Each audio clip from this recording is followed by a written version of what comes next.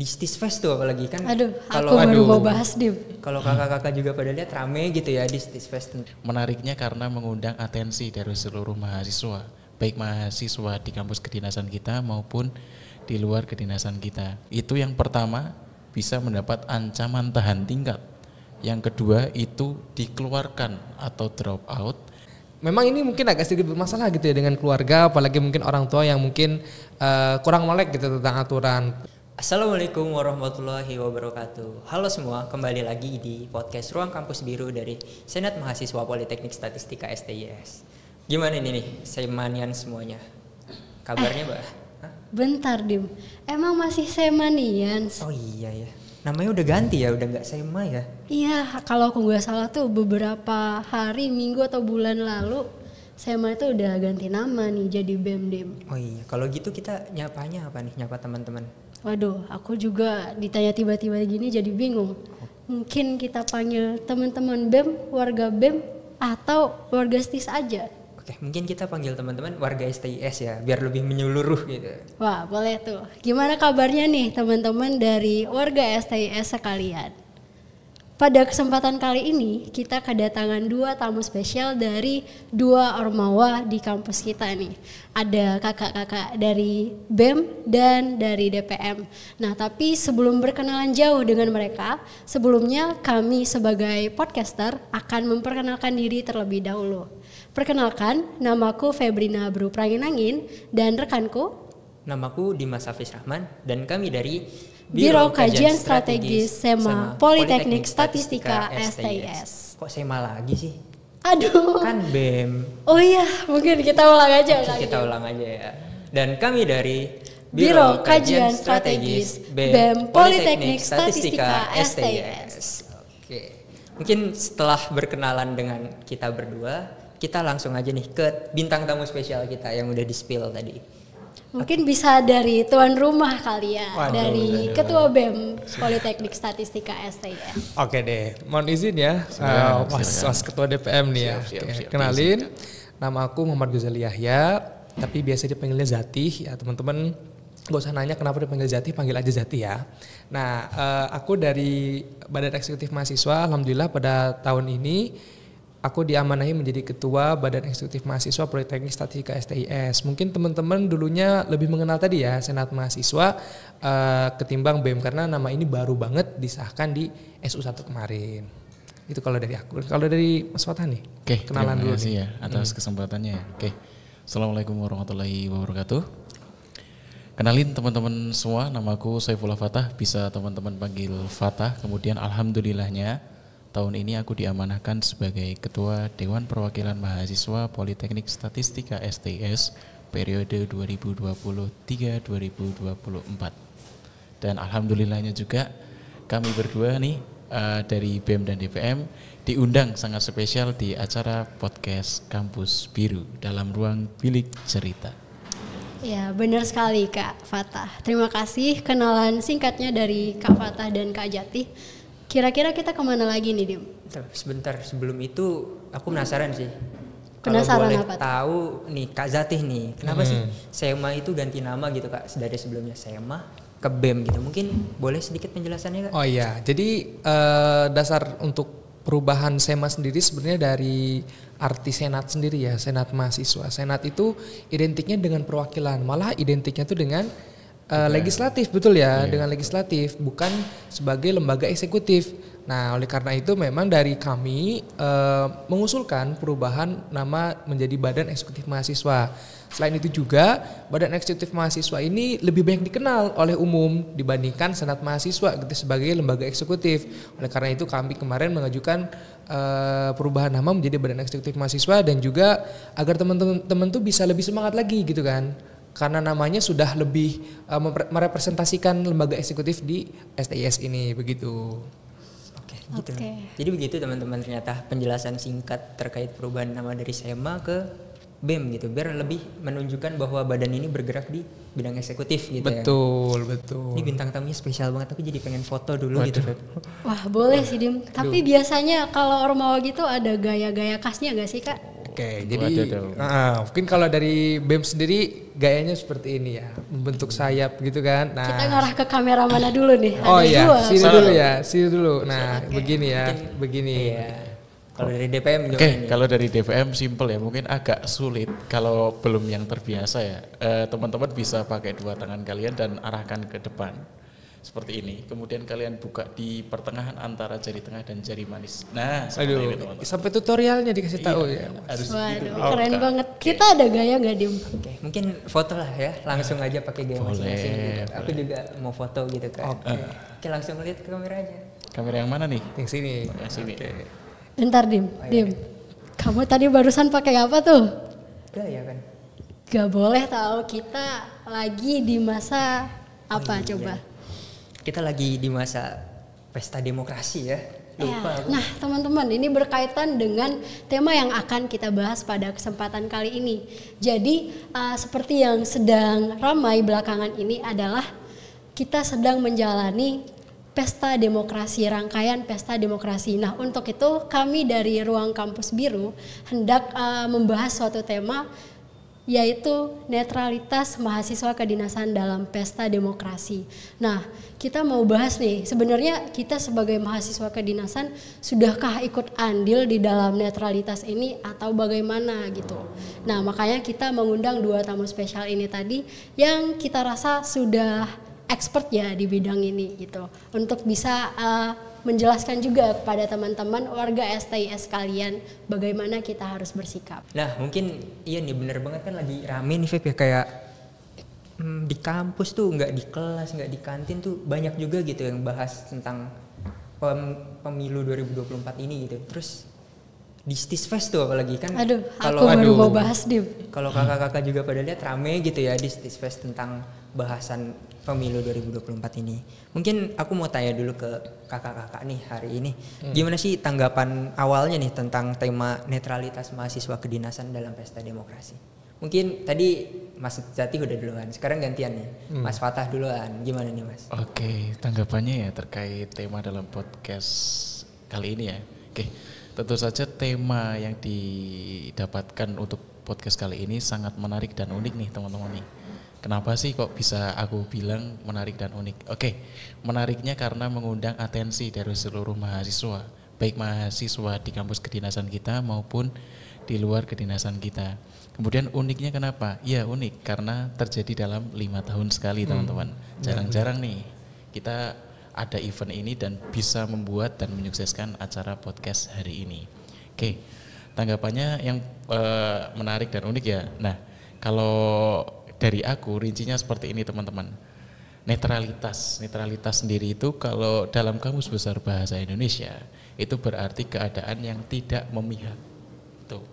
Kemudian kalau demokrasi sendiri berarti rakyat yang diikutkan dalam pemerintahan sebagai kekuasaan tertinggi. Oke. Nah, di sini memiliki makna nih teman-teman untuk kedua denotasi tersebut. Artinya pesta suatu rakyat yang diselenggarakan dalam event 5 tahun sekali khususnya di Indonesia. Nah, tentunya kita di sini sebagai masyarakat, terutama sebagai mahasiswa kedinasan harus cerdas nih dalam memilih dan andil terhadap suara kita. Namun hati-hati, jangan sampai kita memihak kepada salah satu paslon dan menunjukkan diskriminalitas dari mahasiswa. Itu sih kalau tanggapan dari aku. Oke, mungkin sebelum kita simpulkan kita dengerin dulu nih tanggapan dari Kak Zati. Ya, kalau yang sebelah saya kan tadi mungkin dari sisi kebahasaan mungkin ya. Mungkin aku lebih sisi general aja sih ya. Jadi tentunya dengan tema netralitas ini teman-teman ya akan mengingatkan kita sebagai status mahasiswa kedinasan begitu ya, yang dimana mahasiswa kedinasan ini memang kita akan menjadi calon pegawai negeri sipil ke depannya, yang dimana tentunya kita pun sudah terikat terhadap berbagai macam undang-undang aparatur sipil negara begitu ya, undang-undang aparatur sipil negara yang dimana mengatur salah satunya bahwa aparatur sipil negara ini tidak boleh memihak begitu ya, tidak boleh menunjukkan bentuk dukungan kepada siapapun yang berlaga di 14 Februari nanti begitu kan. Nah, hanya saja memang yang perlu digarisbawahi, kita ini tidak boleh menunjukkan bentuk dukungan saja, tetapi untuk bentuk diskusi, lalu juga untuk kita saling mengobrol tentang kondisi demokrasi kita di Indonesia sekarang, itu bukan suatu larangan, karena kita pun sebagai mahasiswa begitu ya, bahkan sebagai PNS pun masih memiliki hak pilih teman-teman. Oke, ternyata begitu nih tanggapan dari ketua-ketua di kampus kita gitu ya, petinggi kampus. Jadi mungkin bisa disimpulkan kalau demokrasi itu kan berarti artinya rakyat dilibatkan gitu ya Kak. Tapi kita sebagai rakyat berarti juga boleh nih turut andil dalam demokrasi. Bukan berarti kita nggak boleh sama sekali untuk berdiskusi gitu ya. Tapi memang kita harus tahu batasannya sebagai aparatur sipil negara. Betul.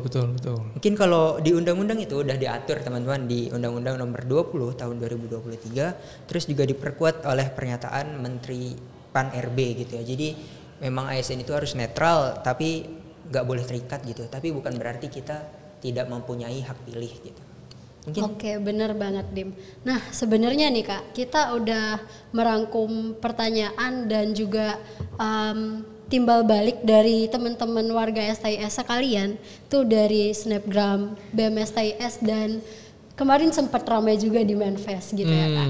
Nah, terkait dengan netralitas tadi, jadi ada yang bertanggapan bahwasanya gini Kak, memang tadi Kak Jatih bilang kan kalau misalnya kita sebagai mahasiswa kedinasan itu nantinya nih bakalan jadi calon ASN gitu kan Kak.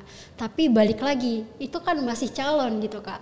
Apakah kita sebagai mahasiswa secara umum tidak boleh gitu menyuarakan suara politiknya secara terbuka gitu loh Kak, di muka umum gitu. Apakah itu memang dilarang atau bagaimana? Karena itu adalah salah satu hak kita kan sebagai warga negara, apalagi kayak kita udah mahasiswa nih, udah tugas kita banget gitu misalnya mendukung calon atau paslon yang menurut kita yang paling memenuhi kriteria gitu. Tapi kita terikat dengan aturan tadi, gimana tuh Kak? Oke, jadi segala macam peraturan yang sudah disebutkan sama Dimas juga itu kan betul ya. Cuma memang itu tidak membatasi hak kita untuk berpolitik, dalam tanda kutip di sini berdiskusi begitu ya. Jadi walaupun kita misalkan masih calon, tapi kita tetap mengikuti aturan yang ada di aturan-aturan PNS atau ASN tadi kan ya. Nah, teman-teman sebenarnya nggak dilarang berdiskusi dengan keluarga, berdiskusi secara internal begitu ya, atau dengan teman-teman sekalian.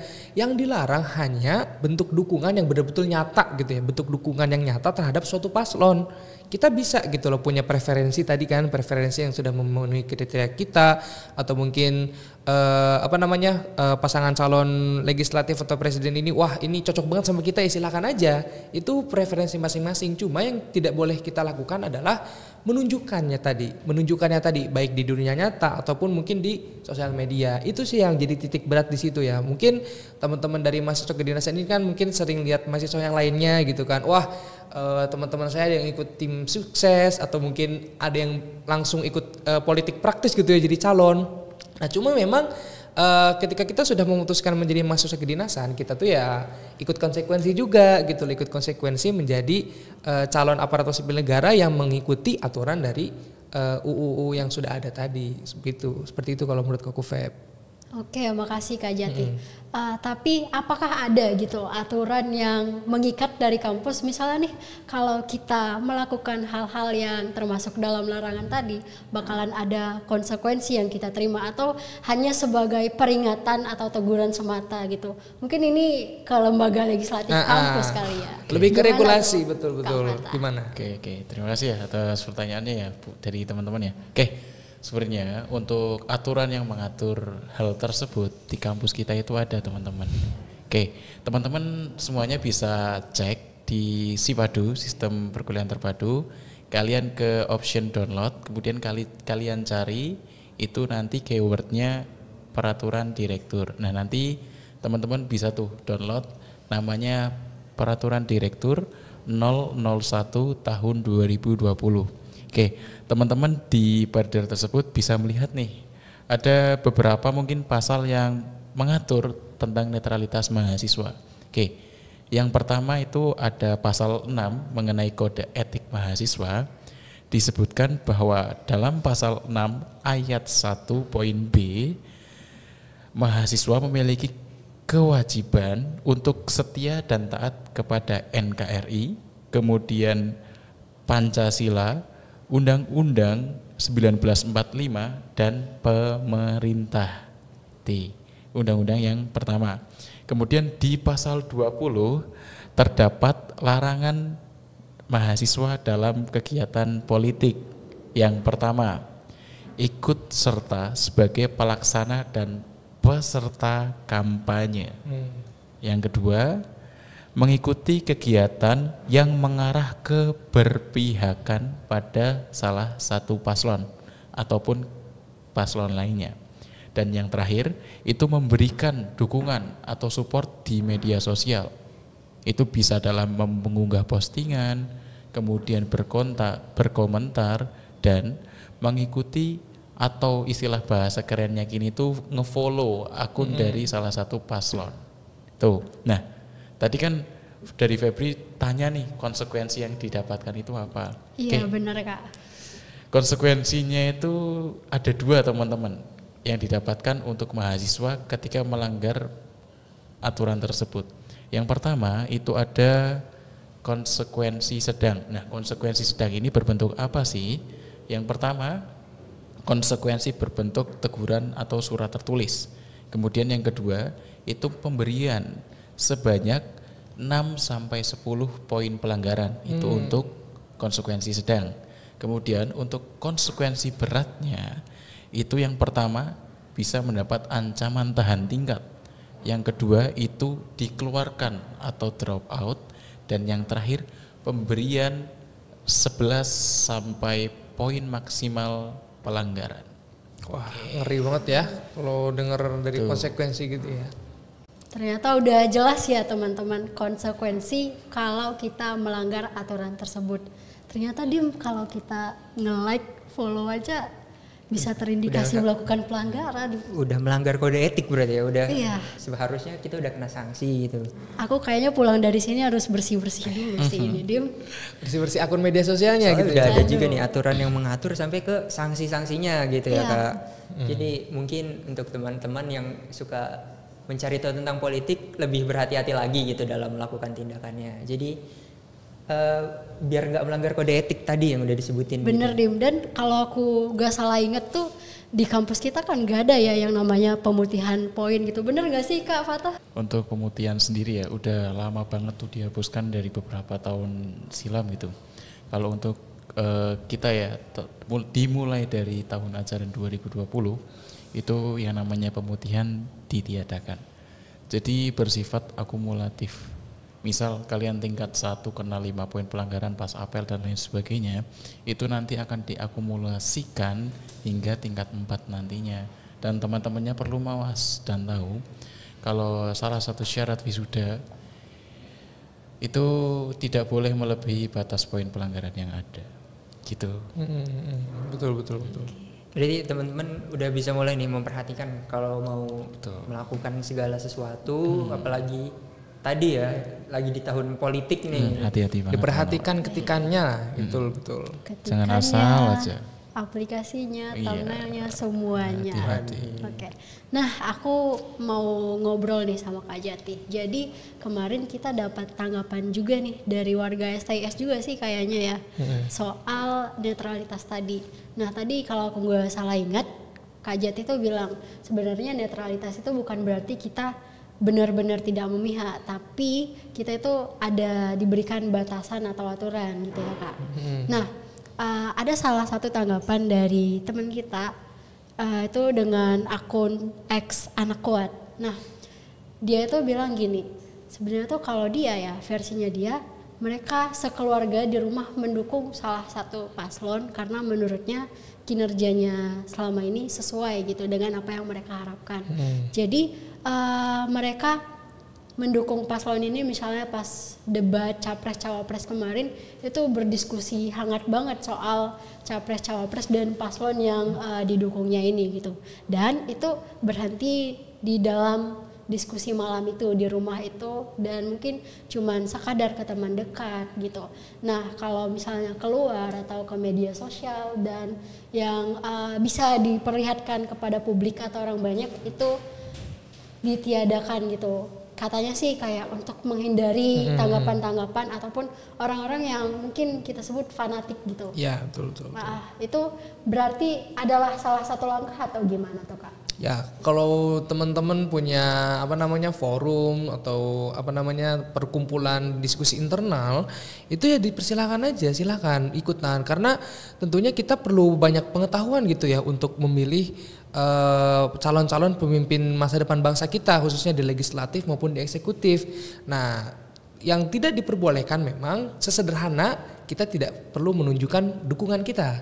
Nah, memang ini mungkin agak sedikit bermasalah gitu ya dengan keluarga, apalagi mungkin orang tua yang mungkin kurang melek gitu tentang aturan. Terkadang kan orang tuanya ikut jadi tim sukses atau mungkin dari keluarga dekatnya ikut kampanye. Nah, ini yang perlu diperhatikan. Jangan sampai yang bersangkutan ini gitu ya yang nanggapin tadi, jangan sampai dia memiliki semacam postingan atau mungkin bentuk dukungan gitu terhadap suatu pasangan calon. Jadi di-keep aja untuk dia sendiri, jangan sampai orang-orang lain apalagi Bawaslu gitu ya, ketika kita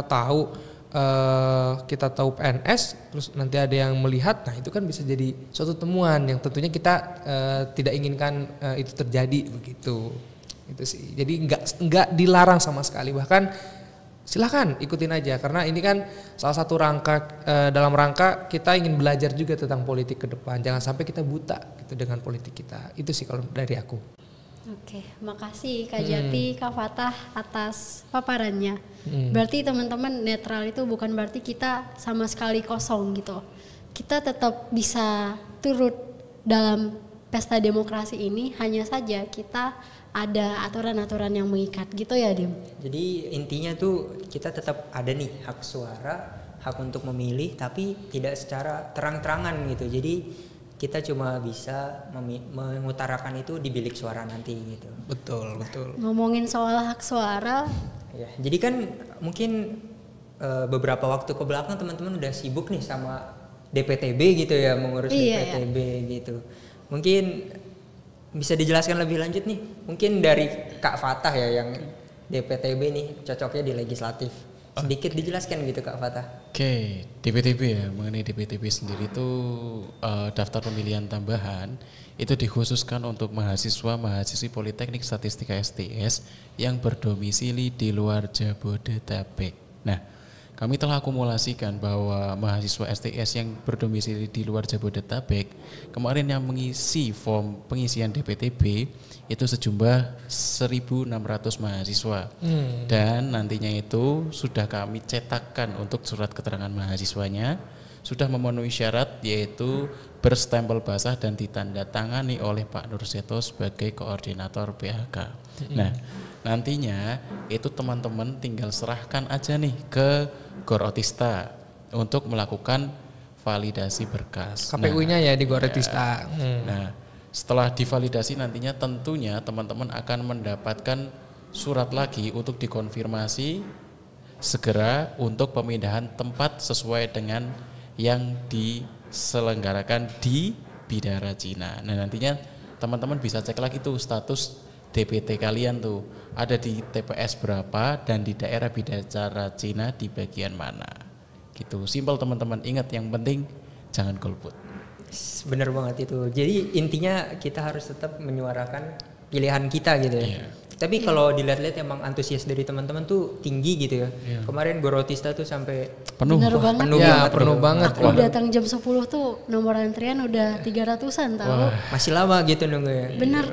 Mungkin yang terakhir nih, closing statement dari dua ketua Ormawa ini ya. Bisa dimulai dari Kak Jati dulu sebagai ketua BEM. Saya terus ya, tapi nggak apa-apa deh. Jadi teman-teman mahasiswa Politeknik Statistika STIS, tentunya di tahun politik ini yang terjadi 5 tahun sekali, ini akan menjadi suatu ajang bagi kita semua untuk memilih pemimpin bangsa kita untuk satu periode ke depan. Nah, teman-teman, kita sebagai warga negara yang mempunyai hak pilih, kita ini bisa gitu ya, bisa untuk menyuarakan, untuk mendiskusikan tentang politik secara umum. Tetapi memang perlu digarisbawahi, kita sebagai mahasiswa kedinasan juga harus paham dan sadar terhadap konsekuensi yang sudah kita ambil ketika kita mendaftar menjadi mahasiswa kedinasan, yaitu kita tidak boleh menunjukkan atau memberikan suatu bentuk dukungan kepada pasangan calon tertentu. Nah, jadi teman-teman silahkan berdiskusi, apalagi forum-forum di Jakarta banyak banget kan ya, forum-forum diskusi tentang capres, cawapres dan legislatif itu sangat banyak sekali. Silahkan diikuti. Hanya saja perlu digarisbawahi, jangan sampai teman-teman malah menjadi pendukung secara terang-terangan. Apalagi teman-teman bisa menjadi tim sukses itu jangan sampai ya. Yang penting kita kedepankan diskusi, kedepankan kita cari pengetahuan politik kita agar nanti kita bisa memilih pada 14 Februari nanti memilih pemimpin yang terbaik menurut versi kita masing-masing. Begitu kalau dari aku. Oke, mungkin bisa dilanjutkan kepada Kak Fatah. Oke, bagus banget ya closing statement dari Kak Zati ya. Mungkin kalau dari aku simple aja teman-teman. Oke, yang perlu kita ketahui bahwa ASN bekerja secara independen teman-teman dan atas dasar kepentingan masyarakat.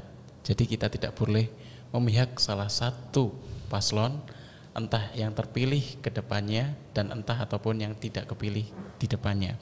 Dan jangan sampai kita terjebak dalam siklus politik, terutama praktis dalam setiap 5 tahunnya. Karena dengan netralitas kita berkualitas, tanpa demokrasi tiada negeri ini. Terima kasih. Ini berima banget gitu ya. Another quotes nih from Kak Fatah. Jadi gitu teman-teman, closing statement kita udah denger nih closing statement dari kedua bintang tamu kita yang sangat luar biasa sih kata aku, dia nggak salah pilih kita.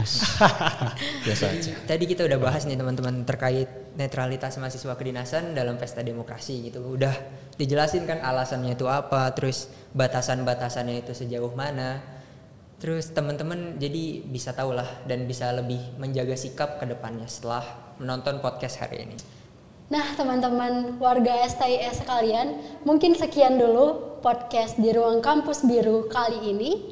Jangan lupa gunakan hak suaramu di tanggal 14 Februari nanti, karena pilihan kita menentukan Indonesia. Sampai jumpa di podcast selanjutnya. Terima kasih semuanya. Terima kasih banyak teman-teman semua.